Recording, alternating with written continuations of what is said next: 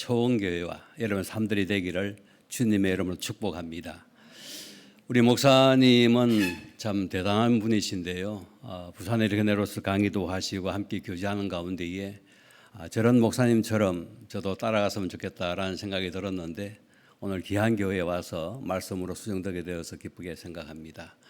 오늘도 오직 주만 바라보고 주님의 역사와 은혜가 있는 복된 시간이 되기를 주님의 이름으로 축복합니다. 여러분들은 초원교회 들어오실 때에 외벽에 큰 그림 하나를 늘 보면서 들어오시게 될 것입니다. 여러분 그 그림을 보시면서 어떤 생각을 가지고 들어오십니까? 제가 이 설교단에 올라오기 전에 자세히 다시 한 번 더 쳐다보았습니다. 푸른 초장 위에 예수님이 앉아 계시고 그리고 양들이 몇 마리가 또 이렇게 있는 모습을 보았습니다. 그런데 제가 신기한 것은 양들이 예수님의 얼굴을 쳐다보지 않고 정면을 쳐다보거나 아니면 밑에 쳐다보는 모습을 보았습니다. 저는 그 그림을 보면서 그렇게 해석을 했습니다. 주님만 쳐다봐야 되는데 주님의 은혜를 받은 양들은 예수님을 지킨다. 동의하시면 아멘. 예. 주님의 은혜를 받은 양들은 우리가 주님을 지킵니다. 이런 태도가 저 그림에 담겨 있지 않겠나 하는 생각을 가지면서 우리 초원교회의 성도님들이 그런 성도님들이라는 생각을 가지고 오늘은 제사장의 사명으로 승리하자 이런 내용을 함께 나누려고 합니다. 우리가 이 땅에 살아가면서 자기의 정체성을 발견하고 살아가는 사람은 참 행복합니다. 나는 어떤 사람인가? 내가 하는 일이 무엇인가? 내가 무엇을 해야 될 것인가?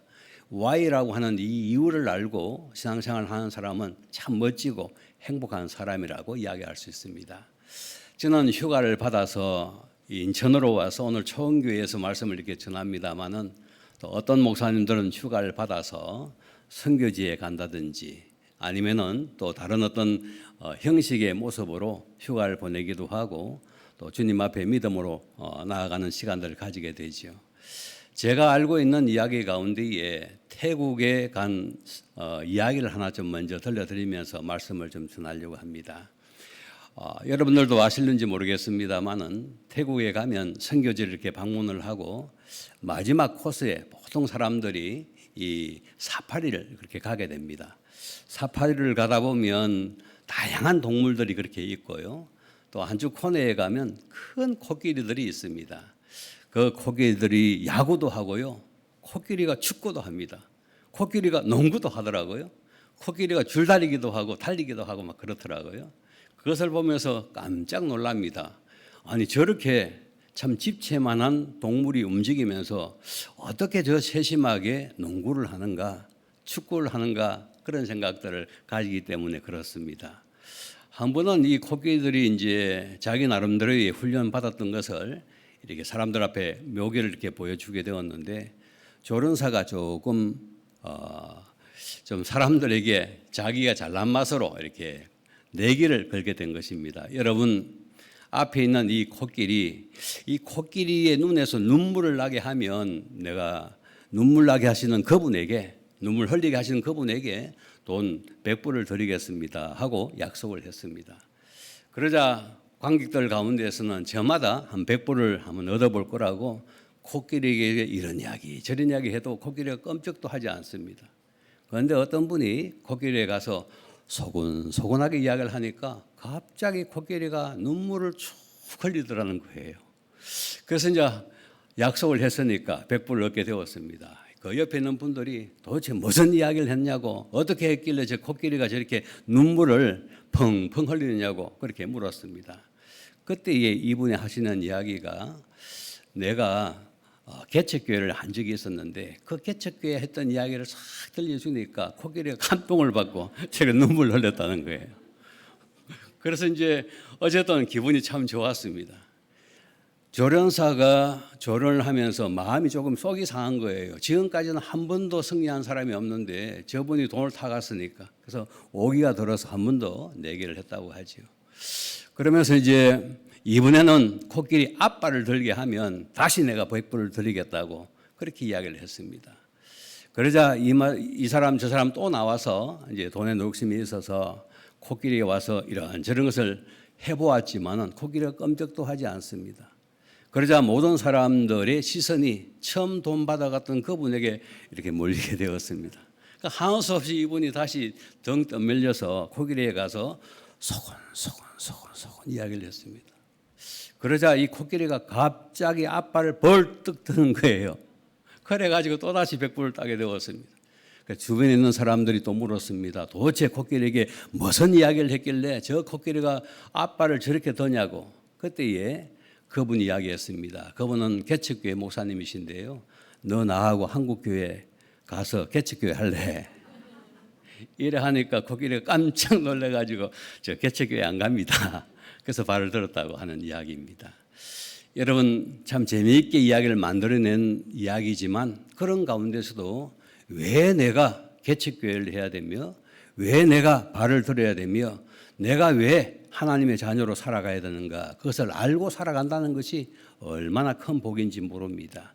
여러분 내가 왜 하나님의 사람이 되었는가 내가 교회에 나와서 신앙생활을 할 때에 어떻게 살아가야 되는 것을 알고 신앙생활을 하는 것이 복인 줄로 믿습니다. 오늘 본문 말씀에 보면 모세가 나이가 80세가 되었습니다. 여러분 나이가 80세 같으면 상노인이라고 이야기할 수 있잖아요.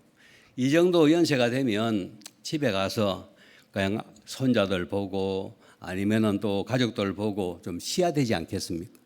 그런데 그 나이에도 이분이 일을 하게 된 거예요. 어디까지 와서 일을 하게 되었습니까? 미디안 광야에서 양을 치는 목동으로 목자로 이렇게 일을 하다가 가다 보니까 호렙산이라고 하는 시내산이라고 하는 이 산까지 오게 되었습니다. 평소에도 이 지역을 왔다 갔다 했겠습니다만은 그 80세가 된 어르신이 그곳에 와서 다시 한번 이 양들을 키운다고 하는 것이 쉬운 것은 아니었습니다만은 기쁨으로 그 일을 감당했습니다. 그런데 깜짝 놀랄 일이 생기게 되었습니다.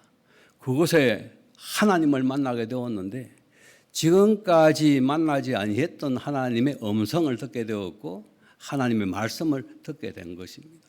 여러분 그때에 출애굽기 3장 12절 말씀에 보면 하나님이 나타나서 하시는 말씀이 모세야 네 신발을 벗어라 이것은 거룩한 곳이니 라고 이야기했습니다. 여러분 지금까지 살아간 곳이 다 본인은 행복한 곳이라고 생각했는데 하나님이 말씀하실 때에 거룩한 땅이니 라고 말씀하셨습니다. 여러분 거룩한 땅은 어떤 땅이 거룩한 땅입니까? 내가 평소에 딛고 다녔던 모든 땅들이 다 거룩한 땅이지만 그런데 특별히 하나님이 말씀하신 그 땅이 거룩한 땅인 것을 알게 된 것이죠. 그렇다고 한다면 하나님의 말씀이 있는 곳이 거룩한 땅이 되는 줄로 믿습니다. 어떤 땅이 그렇다고요? 하나님의 말씀이 거한 곳이 그렇단 말이죠. 제가 영도에 살고 있습니다. 이 교회 간 지가 이제 15년째가 되었습니다. 우리 마을에 전에는 사람들이 별로 많이 오지 아니했어요. 건자에는 주말이 되면 엄청나게 사람들이 많이 옵니다. 그렇게 많이 오는 이유가 어디에 있냐면 흰여울이라고 하는 마을이 있는데요. 이런 마을 그냥 바닷가에 옹기종기 있는 그런 집들입니다. 뭐 그렇게 집이 화려하거나 멋지지 않습니다. 거기에 영화 배노인도 찍기도 하고 또 거기에 영화 뭐 이것저것 상품들을 많이 만들었거든요. 이것이 소문이 나니까 엄청나게 주말에 사람들이 온다는 것이죠. 그래서 우리 성도님들이 교회 오려고 하면 전에는 한 10분 거리 뭐 차 타고 오신 분들은 한 5분 10분 이렇게 오면 될 수 있는데 지금은 적어도 30분 정도 시간이 걸려야 올 정도로 사람들이 많이 옵니다. 여러분 왜 그렇습니까? 소문이 나니까 그런 거예요. 그렇게 소문이 나면 사람들이 몰려 있는 것처럼 오늘 모세가 서 있는 땅 평소에 다녔던 땅이지만 하나님의 말씀이 있고 하나님의 임재가 있고 하나님의 은혜가 있는 그 땅이 거룩한 땅이 된다고 한다면 오늘 저와 여러분들이 이 땅에 살아가면서 하나님의 말씀을 가슴에 담고 살아가는 그곳이 거룩한 하나님의 성전이 되는 줄로 믿습니다. 오늘 모세가 하나님 앞에 그렇게 부르심을 받게 되었다라는 것을 본문에서 우리가 읽을 수가 있습니다. 여러분 뿐만 아니라 하나님께서는 모세를 부르실 때에 뭐 거룩한 곳이다, 거룩한 땅이다, 너는 이스라엘 백성들을 젖과 꿀이 흐르는 땅으로 인도한다 이렇게 하나님이 모세에게는 말씀을 해 주셨는데 그러면서 그 말씀을 누구에게 전하라고 불러주셨을까요? 그는 이 말씀이 자기뿐만 아니라 이스라엘 백성들과 바로 왕에게 이 말을 전하라고 하는 하나님의 명령으로 받아들이게 된 것입니다. 그래서 이 말씀을 가지고 이제 나는 입이 뻣뻣합니다. 말을 못합니다. 말이 둔합니다. 이런저런 이야기를 하게 되었을 때에 하나님은 세심하게 작은 부분부터 다 이렇게 보충을 해준 거예요. 그래 네가 말을 못한다고? 그럼 내가 말하는 대변을 세워줄게. 그래서 그 형을 딱 이렇게 붙여줍니다. 네가 능력이 없다고? 걱정하지 말아라. 하나님이 지팡이를 딱 주시면서 이것 가지고 하면 된다. 다른 말로 하면 네가 능력이 있는 것이 아니라 내가 능력이 있다. 할렐루야. 이 모사가 다시 한번 그것을 깨달았는 거예요.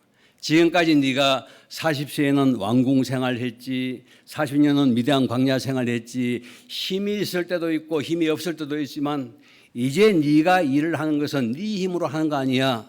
내 힘으로 하는 거야. 그렇게 하시면서 하나님께서 이 모세를 불러주셔서 그 일을 하게 하셨다. 그런 말이죠.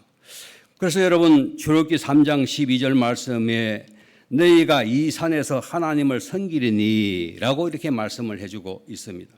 여러분 하나님을 섬기는 이 자리, 또 하나님을 섬길 수 있도록 인도하는 이 자리는 하나님이 함께하는 거룩한 곳인 줄로 믿습니다. 너무 기분이 좋은 거예요. 하나님 알겠습니다. 나는 그가 능력이 안 되고 부족하지만 하나님이 그렇게 말씀하셨으니까 내가 그 지역으로 나아가서 감당을 하겠습니다. 순종하겠습니다. 그렇게 이야기하게 된 것입니다. 그러면 이제 하나님께서 그에게 약한 부분들을 장착시켜 주셔서 이것을 가지고 이제 바로왕을 만나게 되는 것이죠. 여러분 바로왕은요 신이라고 생각하시면 되겠습니다. 이 땅에 살아가는 유일한 신 그렇게 하면 되죠. 지금으로 이야기하면 어디에 그런 신들이 있습니까? 북한에 가면 그 신이 있잖아요. 인간이지만 신이다. 그 존엄한 명령 앞에 어느 누구도 끔찍하지 못하는 거. 여러분 잘 알지 않습니까? 언젠가 건성건성으로 박수치다고 해가지고 자기의 고무부를 처형시키는 그런 나라가 있었습니까? 세상엔 그런 데 없잖아요. 그만큼 인간이 신이 된 나라가 북한에도 있는 것처럼 모세가 살았던 그 나라에 인간이 신이 되어서 온 천하를 호령하고 살아갔던 그 왕이 있지 않습니까? 그 왕의 호칭에서 우리는 바로왕이다 이렇게 이야기를 합니다. 그 바로왕에게 모세가 나아가게 되었을 때에 얼마나 마음이 두렵고 떨리고 걱정스럽겠습니까? 사실은 상대가 안 되지요. 왜 그러냐면 그는 군사가 있습니다. 거기는 좋은 인재들이 있습니다. 재정이 있습니다. 철학이 있습니다. 뭐든지 다 있는 분의 모습이 바로왕이라고 이야기할 수 있는 것이죠. 거기에 비하면 모세는 나이가 많이 들었습니다. 지식이 필요합니다. 또 힘이 없습니다. 자기 주변에 자기를 도울 수 있는 사람들이 그냥 변방에 있는 약한 사람들입니다. 이럴 때에 여러분 모세의 입장에서는 얼마나 마음이 두렵고 떨리겠습니까? 그래도 하나님께서 네가 이 산에서 나를 섬긴다 그렇게 말씀을 하셨고 또 이스라엘 백성들을 섬기는 자리로 네가 인도해야 된다 이렇게 이제 말씀을 하시게 된 거예요. 자, 그러면 여러분 하나님이 모세를 부르시면서 세 가지 목적을 주신 겁니다. 세 가지 목적을 주셨어요. 첫째 목적은 무엇이냐 하면 살아계신 하나님께 제사를 드려라고 말씀하셨습니다. 한번 따라해 볼까요? 살아계신 하나님께 제사를 드려라. 희생 제물을 하나님께 드리라고 말씀을 해주고 있습니다. 출애굽기 3장 18절 말씀에 여호와께 제사를 드리려 하오니 살 길쯤 광야로 가도록 허락하소서라고 말씀합니다. 여러분 이 제사라고 하는 이 말은 히브리어로 제바허라는 그런 말인데요. 130회 정도 구약 성경에 이렇게 사용이 되었습니다. 희생 제물을 하나님께 드린다. 그런 의미로 이게 사용이 된 것이죠. 그 말의 뜻을 여러분 어떻게 우리가 받아들일 수 있습니까? 지금까지는 바로가 우리의 신이었습니다. 바로왕에게 제사를 드리겠습니다. 바로왕을 섬기겠습니다. 이런 생각을 가지고 있는 사람들에게 이제는 너희들의 신이 그분이 아니야. 그분은 인간이 만든 신이야. 그분은 신도 아니야. 참된 신은 적는 자 하나님이시야. 그 하나님께 온전한 제사를 드리기 위해서 이 백성들을 데리고 오느라고 하나님이 명령을 하셨다 그 말이죠. 여러분 이 말씀을 저와 여러분들에게 한번 대비시켜 보시면요. 하나님이 나를 교회로 불러주신 것은 하나님께 온전한 제사를 드리기 위해서 나를 불러주신 줄로 믿습니다. 하나님께 희생 제물을 드리는 제사로 영광 돌리기 위해서 나를 불러주셨다라고 말씀을 해 주시고 있는 것이죠. 또 출애굽기 8장 27절 말씀에 우리가 사흘 길 중 광야로 들어가서 우리 하나님 여호와께 제사를 드리되라고 말씀을 하고 있습니다. 여호와 하나님께 제사를 드리라고 계속해서 하나님이 말씀하시는데 이것이 목적 가운데 하나라는 것이죠. 왜 애굽에서 430년 동안 종살이 했던 이 사람들을 하나님 불러주셨을까요? 나에게 제사를 드려라. 나에게 희생 제물을 드려라. 다른 말로 하면 너희들은 내 손을 떠나서는 살 수 없는 존재다. 이 말씀을 해 주셨다. 그 말이에요. 우리가 제사를 통해서 하나님을 만나고 하나님의 은혜를 경험하고 하나님의 사랑을 깨달을 수 있는데 이스라엘 백성들에게 이 의식을 네가 심어주고 뿐만 아니라 바로 왕에게 정확하게 이야기를 하라고 말씀을 해주고 있는 내용들입니다. 두 번째로 여러분 이스라엘 백성들을 출애굽시킨 이유가 무엇일까? 사흘 길을 가게 해서 하나님을 잘 섬겨라 그렇게 말씀하고 있습니다. 그 말씀은 여러분 어디에 나왔습니까? 출애굽기 3장 12절 말씀에 이 산에서 하나님을 섬기리라 이렇게 말씀을 하셨고 4장 23절 말씀에 내 아들을 보내주어 나를 섬기리라 이렇게 말씀을 하고 있잖아요. 하나님을 잘 섬기라. 이것은 바로 어떤 의미입니까? 아바드라는 그런 말인데 아바드라고 하는 것은 구약 성경에 390회나 이렇게 좀 사용이 되었습니다. 다시 말씀드리면 하나님을 잘 섬기기 위해서 지금 너희들이 출애굽한다라고 말씀을 하시고 있는 것이죠.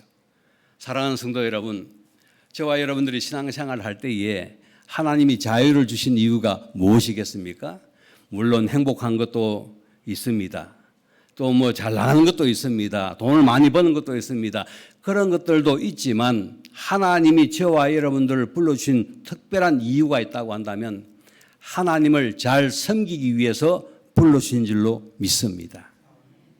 이거 여러분 착각하시면 하나님과의 나의 관계가 엉망이 되는 것이죠. 서두에 제가 말씀을 드린 것처럼 이 초원교회에 크게 이렇게 그림이 그려져 있는 외벽에 예수님과 이 양들의 모습을 보면서 저는 다시 한 번 더 이렇게 깨닫게 되었습니다. 아 그렇구나. 내가 예수님 말씀을 먹고 예수님 사랑으로 살아가지만 내가 예수님을 섬긴다라고 하는 것은 예수님만 쳐다보고 가만히 있는 것이 아니라 예수님을 쳐다보고 은혜 받았던 말씀을 가지고 세상을 향해서 살아갈 때에 또 예수님의 사랑을 펼쳐나갈 때에 그 속에 하나님의 뜻이 흘러가는 줄로 믿습니다. 이것이 섬긴다라고 하는 말 가운데 있지 않습니까? 여러분 하나님을 섬기는 것이 쉽습니까? 어렵습니까? 예, 하나님 섬기는 것이요 쉽다라고 이야기할 수 있지만 얼마나 어려운지 몰라요. 얼마나 고통스러운지 몰라요. 얼마나 일이 힘든지 몰라요. 사실은 저희 교회에 요즘 들어서 많은 분들이 이렇게 이제 등록을 하고 함께 신앙생활을 하는데요. 처음 오신 분들이 신앙생활을 하려고 할 때에 얼마나 힘든지 몰라요. 지금까지는 주일 개념이 없었습니다. 자기 마음대로 행동한 거예요. 어디 가고 싶으면 가고 놀고 싶으면 놀고 주말에는 자기 시간이니까 자기 시간으로 활용을 했다 그 말이죠. 그런데 예수님을 딱 믿고 난 이후에 날도 이제 구분을 하는 거예요. 아, 이 날은 예수님의 날이구나. 하나님의 날이구나. 지금까지는 내가 나를 위해서 섬겼는데 내가 부모님들을 위해서 섬겼는데 내가 자녀들을 섬겼는데 이제는 섬기는 대상이 하나님이시구나. 할렐루야. 이게 바뀌는 거예요. 그러니까 여러분 교회 나와서 주일날 말씀을 듣고 믿음으로 살아가는 모습들이 나오게 되는 것이죠. 결코 쉬운 것은 아닙니다. 그런데 성령님이 도와주시면 은혜를 베풀어 주시면 일도 잘 할 수 있는 줄로 믿습니다. 사실은 매주일마다 하나님의 성전에 나와서 말씀을 듣고 믿음으로 살아가는 것 이것이 최고의 행복이요 기쁨인데 세상에 살다 보면 어디 그렇습니까? 세상이 얼마나 각박합니까? 힘이 듭니까? 고통스러울 때가 얼마나 많이 있습니까? 그래서 그런 것들 때문에 아이고 열심히 섬기자, 하나님 영광을 드러내자, 예배에서 참으로 주님 사랑을 깨달자 이렇게 생각하다가도 아이고 오늘은 좀 쉬지 이런 마음들이 생길 때 있단 말이죠. 그때에도 성령님이 도와주시면 그래 네가 힘들지 그래서 교회 가는 거야, 그래서 나를 만나는 거야, 그래서 나를 섬기는 거야, 그래서 내 말을 듣는 거야. 네 가슴에 하나님의 말씀을 새겨서 하나님을 받들고 섬기는 그 가운데서 진정한 기쁨이 있는 것이야 라고 주님이 우리를 인도해 주신다 그 말이죠. 오늘 이스라엘 백성들에도 그와 같은 일들이 벌어지고 있는 것입니다. 노예 생활했습니다. 그것도 1년, 2년이 아니라 430년 동안 종사를 하게 되었잖아요. 그러니까 얼마나 힘들고 어려웠겠습니까? 이제 희망찬 꿈을 가지고 젖과 꿀이 흐르는 땅에 들어간다라고 이야기하는 그 과정 가운데서도 수많은 어려움들이 있다 그런 말이죠. 그럼에도 불구하고 섬긴다라고 하는 이 말을 꼭 기억하고 그들에게 가르쳐라. 또한 누구에게? 바로왕에게 가르치라고 이야기하고 있습니다. 지금까지 바로왕은 섬긴 적이 없습니다. 자신이 왕이기 때문에, 자기가 신이기 때문에 모든 사람들 다 통치하고 자기 말대로 그렇게 움직여 나갔던 사람이었습니다만은 네가 이제는 신이 아니야, 너는 섬김의 대상이 아니야, 너도 하나님을 섬겨야 돼. 이 말이 모세를 통해서 지금 그에게 전달이 된다 그런 말이죠. 뿐만 아니라 이스라엘 백성들도 우리가 섬기는 대상은 오직 하나님이야 라는 그런 말씀들을 가르쳐주고 있는 것입니다. 그러므로 이 출애굽의 두 번째 목적은 섬기기 위해서 나를 불러주셨구나 하는 것을 바로왕도 이스라엘 백성들도 모세도 알게 해주셨다 그런 말이죠. 이런 섬김이 저와 여러분 있기를 간절히 바랍니다. 세 번째는 무엇입니까? 너희에게 허락한 절기를 잘 지키라고 말씀하고 있습니다. 절기를 잘 지키라. 이 절기라고 하는 것은 여러분 원어에 이렇게 보면 마치 강강수월래 하듯이 손을 잡고 즐거워서 춤을 추는 그런 모습이 이 섬긴다라고 이 절기라고 하는 이 말 가운데 들어가 있습니다. 사실 이때까지는 그들이 어떤 절기가 있습니까? 지금까지는 그들의 절기는 없지요. 왜? 애굽에서 생활했기 때문에 애굽 사람들과 애굽 문화에서 젖어 생활했던 사람들이잖아요. 그런데 이제 하나님께서는 너희들이 이제는 젖과 꿀이 흐르는 땅으로 이제 나가게 되면 이제 내 절기를 지키게 될 것이다 라는 말씀을 그렇게 들려주고 있는 것이죠. 그리고 나중에 이제 이 말씀들이 어떻게 이루어지게 됩니까? 무교절 지키지요, 유월절 지키지요, 초막절 지키지요, 오순절 지키죠. 이런 절기들을 그들이 지켜나가는 것을 보게 돼요. 절기의 주인은 누구십니까? 하나님이 절기의 주인이 되십니다. 믿으십니까? 절기를 지키는 이유는 나를 위해서 절기를 지키는 것이 아니라 하나님을 위해서 절기를 지킨다 그런 말이죠. 여러분 요 말씀에서 이제 한 장 더 넘어가면 출애굽기 20장으로 넘어가게 되는데 사람들이 왜 우상을 만듭니까? 우상 만드는 이유가 무엇입니까? 성경에서는 분명하게 이야기를 해놓고 있습니다. 너를 위하여 새긴 우상을 만들지 말고. 누구를 위해서 우상을 만든다고요? 너를 위해서. 자기 자신을 위해서 사람들이 우상을 만든다는 거예요. 하늘에도 만들고 땅에도 만들고 물속에도 만들고 이렇게 우상들을 만들어서 자기를 섬기는 거예요. 신을 섬긴다라고 이야기를 하지만 실상은 자기를 섬기는 데에 사람들이 혈안이 되었다라고 이야기할 수 있는 것이죠. 자, 이런 생각을 가지고 있는 사람들에게 하나님께서는 신의 산 언약을 통해서 말씀을 주실 때에 이제는 너희 중심으로 섬기는 것이 아니라 절대자 하나님을 섬긴다 이렇게 이제 말씀을 해주고 있는 것입니다. 그럼 도대체 하나님은 누구십니까? 모세가 하나님을 만났을 때는 내가 스스로 있는 자니라 이렇게 말씀하셨잖아요. 동의하시면 아멘. 하나님 보신 분 있으면 한번 손 들어 보실래요? 우리는 영으로 계신 하나님을 볼 수는 없어요. 그는 느낌으로 말씀으로 하나님을 만날 수는 있지만 눈으로 직접 내가 하나님 배웠습니다 라고 우리는 이야기를 할 수가 없죠. 자, 그런 존재임에도 불구하고 하나님이 영으로 계시는데 모세를 만나서 음성으로 나는 스스로 있다라고 말씀을 하셨는데 그 하나님이 이스라엘 백성들에게 오늘은 어디에서 만나게 됩니까? 시내산에 불러내서 만나게 된 거예요. 여러분, 이 시내산에 불러낼 때에 이스라엘 백성들이 몇 개월 만에 나온 줄 아십니까? 1월 14일이 6월절이잖아요. 그 1월 15일 날 긴급하게 이들이 출발해가지고 2월 15일, 3월 15일 오늘 19장 1절 말씀해 보니까 애굽 땅을 떠난 지 3개월이 되던 날 이렇게 이야기를 하고 있잖아요. 그러면은 90일이 지냈다라는 그런 의미도 있겠지만 보통 보면은 2개월이 지난 그 시점이라고 보면 한 60일 정도, 50일, 60일 정도 그저 어간에 지금 2개월 남짓 만에 이 시내 광야에 이들이 왔다라고 말씀을 하고 있는 것이죠. 이곳에서 지금 하나님이 만나셔서 그들에게 이제 말씀을 하고 있습니다. 내가 너희들 사랑한다. 내가 너희들 어떤 하나님이 아냐? 모세에게 말씀했던 하나님께서 이스라엘 백성들에게 오늘 말씀을 들려주고 있는데 그 말씀이 여러분 어떤 말씀인지 같이 한번 볼까요? 자, 한번 보십시다. 4절 말씀을 같이 한번 읽겠습니다. 내가 애굽 사람에게 어떻게 행하였음과 내가 어떻게 독수리 날개로 너희를 업어 내게로 인도하였음을 너희가 보았느니라. 할렐루야.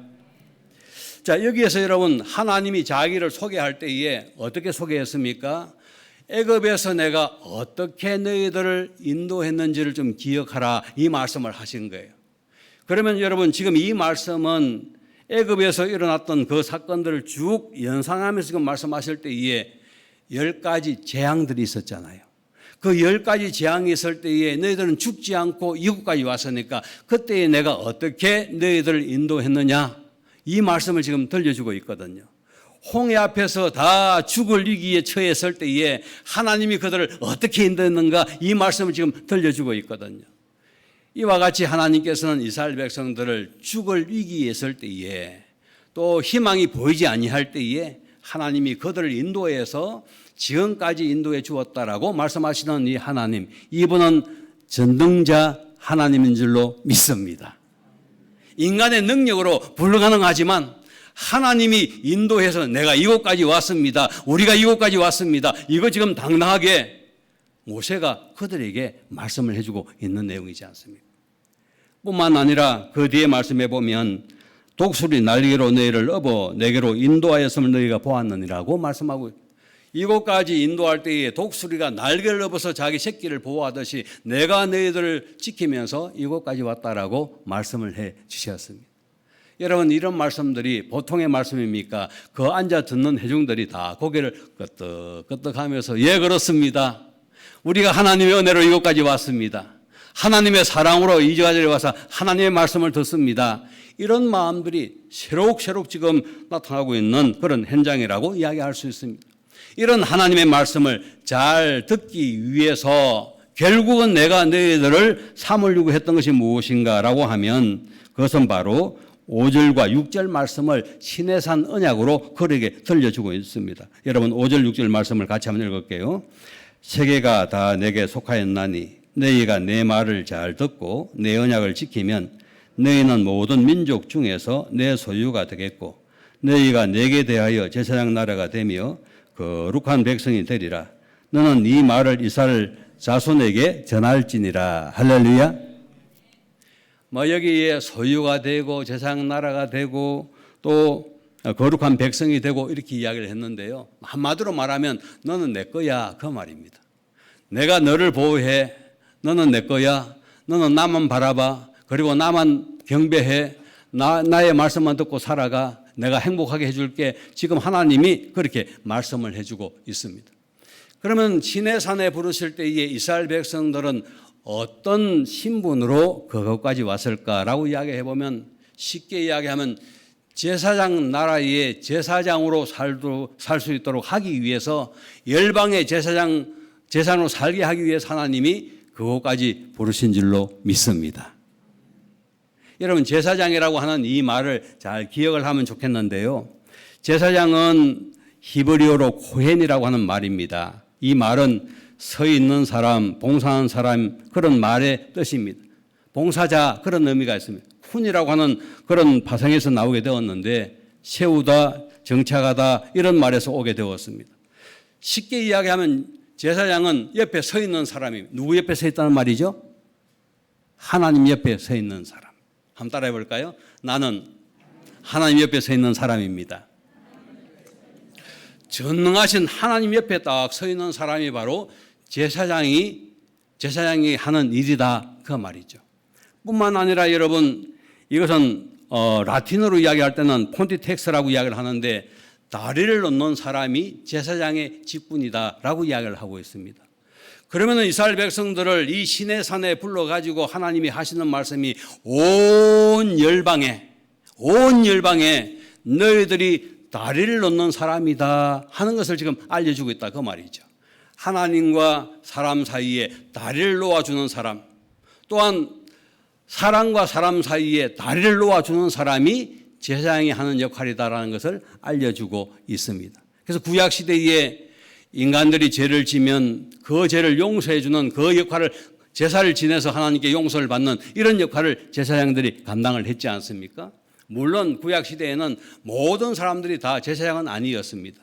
특별하게 하나님께서는 제사장을 세우실 때에 레위 지파, 아론 지파의 자녀들이 제사장이 되어서 일을 감당하도록 하셨습니다만은 그러나 구약시대에서는 그런 특별한 직분을 통해서 하나님과 다리 놓는 역할을 하게 되었다 그 말이죠. 하나님의 이름으로 축복을 합니다. 하나님의 이름으로 용서하도록 그렇게 하고 있습니다. 또 하나님의 이름으로 서로 사랑하도록 권면하는 이런 일들을 하고 있습니다. 이것이 바로 구약시대의 제사장들이 했다 그런 말이죠. 그러면 신약시대에서는 베드로전서 2장 9절 말씀처럼 하나님이 부르신 모든 사람들이 다 제사장이 되는 줄로 믿습니다. 그럼 오늘 저와 여러분들은 레위 지파가 아닙니다. 유대인들이 아닙니다. 그럼에도 불구하고 나는 다리 놓는 사람이 될 수 있는 것은 하나님의 전적인 은혜가 있기 때문에 가능한 줄로 믿습니다. 이 은혜가 있어서 내가 다리를 놓는 사람이 된다는 것이죠.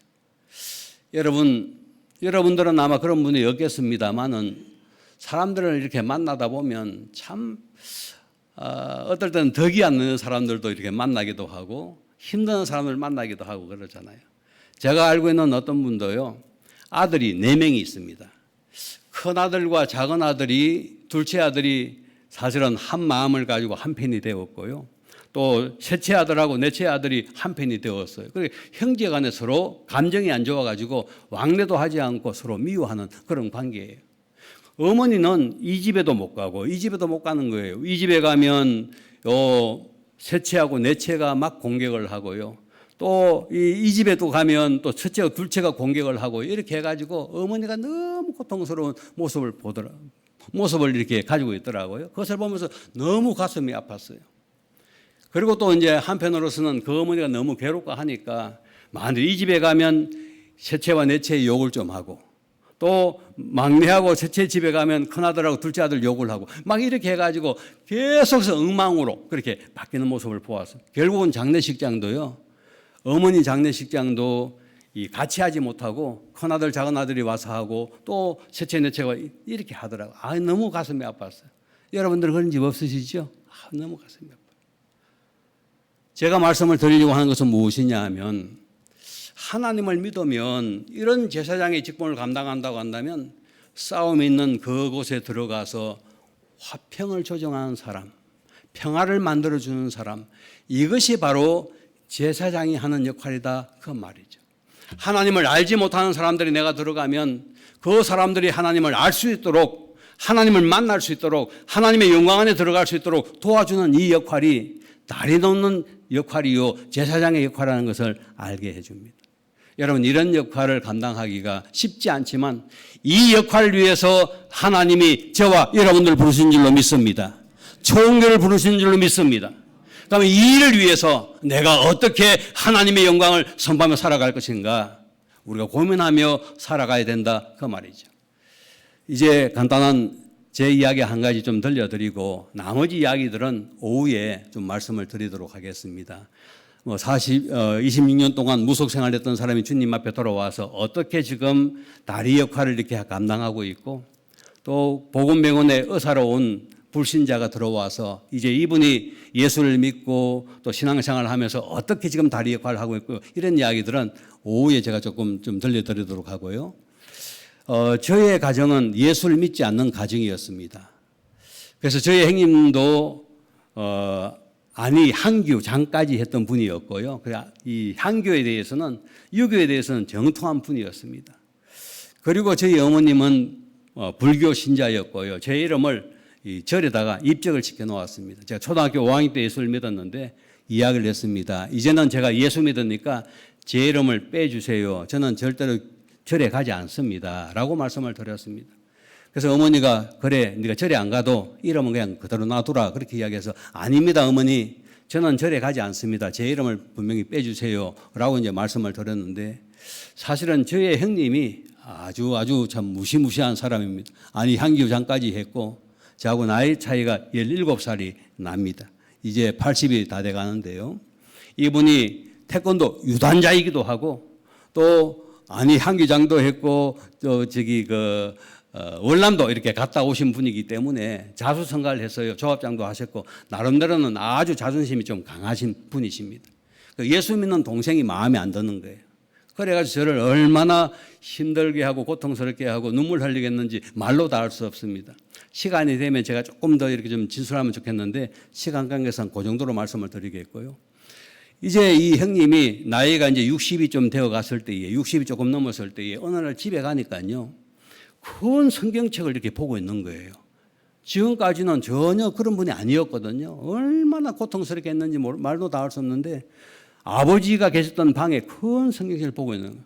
그런데 그 성경책은 제가 아버님에게 선물했던 성경책입니다.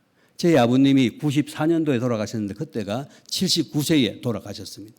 그 큰 성경책을 형님이 보시면서 저한테 질문을 하기를 동생아 인자가 누구야 인자가 누구예요?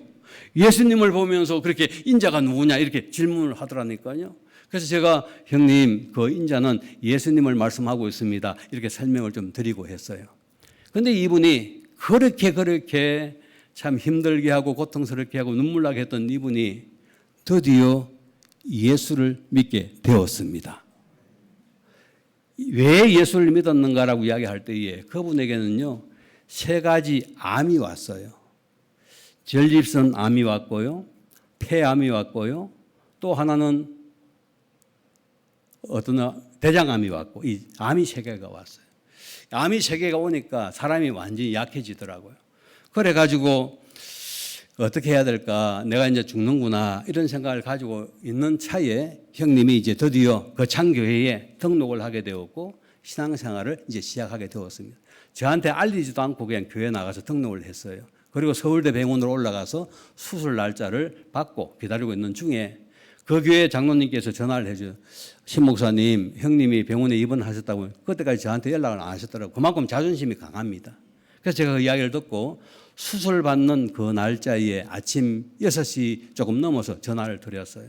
형님, 수술 받는다면서요. 그래 내가 수술 받게 되었다. 그래서 이런저런 이야기를 하고 제가 형님을 위해서 기도해 드릴게요 하니까 형님께서 그래 기도해 주라. 그때 교회 나간 지가 얼마 되지 아니했습니다. 그런데 이 형님께서 제 기도를 받을 때에 어떻게 하시냐면 하나님 우리 형님이 오늘 수술을 받는데 하나님 함께 해달라고 이렇게 쭉 기도를 했거든요. 중간중간에 추임새를 넣는 거예요. 아멘 아멘 아멘 아멘. 아니 지금까지 그런 분이 아니거든요. 얼마나 여러분 눈만 봐도 무서운 막 독사 눈처럼 얼마나 무서운지 몰라요. 그런데 그분이 그날 따라서 동생이 기도할 때 아멘 아멘 하고 춤을 추듯이 이렇게 받아들이는데 얼마나 마음이 좋았는지 몰라요. 그렇게 해서 하나님께서 그 몸을 깨끗하게 치료해 주셨습니다.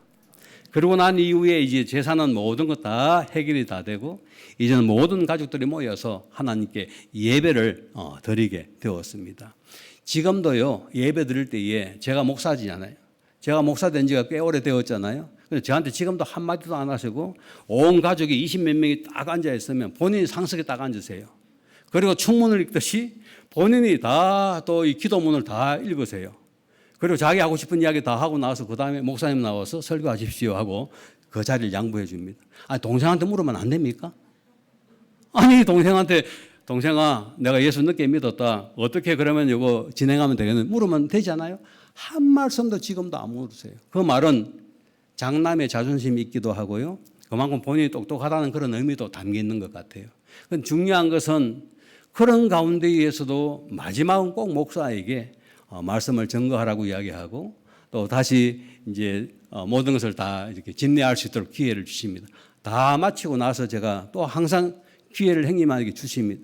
형님 한 말씀 하세요. 그러면 형님이 그렇게 말씀하세요. 사랑하는 우리 형제들아, 내가 예수를 믿어보니까 너무 좋다. 아직 안 믿는 분들이 계시거든요. 너무 좋다. 내가 왜 예수를 빨리 못 만는지 모르겠다. 지금 내가 예수를 믿으면 너무 행복한데 너희들 가운데서도 예수 믿고 함께 천국 갔으면 좋겠다. 할렐루야. 예, 그런 말씀을 하시는데요. 이 눈물겨워요. 예, 엊그제도 만나서 우리 온 가족들이 함께 만나서 그런 이야기를 좀 나누고 했었는데요. 사랑하는 성도 여러분, 오늘 다른 거 다 잊어도 괜찮습니다. 한 가지 꼭 기억해야 될 것은 나는 다리 있는 사람이다. 동의하시면 아멘.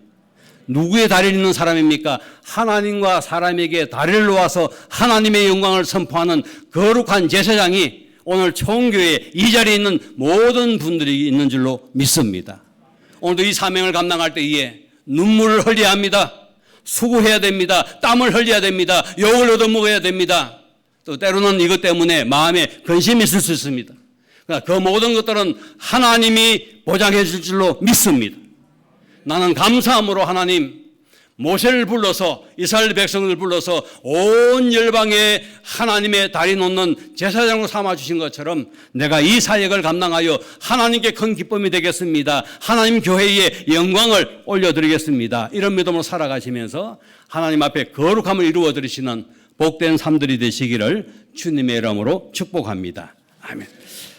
하나님 감사합니다. 귀한 종들 사랑해 주시고 오늘도 제사장의 사명이 무엇인지를 알게 해주셨는데 이 사명을 감당하는 곳곳마다 믿음의 역사가 있게 하여 주시옵소서. 진보가 있게 하여 주시옵소서. 총교회가 이 사명을 잘 감당해서 하나님의 거룩함을 드러내는 귀한 종들이 되도록 성삼위 하나님 복 주시고 인도하여 주시옵소서. 사랑하는 우리 목사님과 모든 장로님들과 모든 교회 성도님들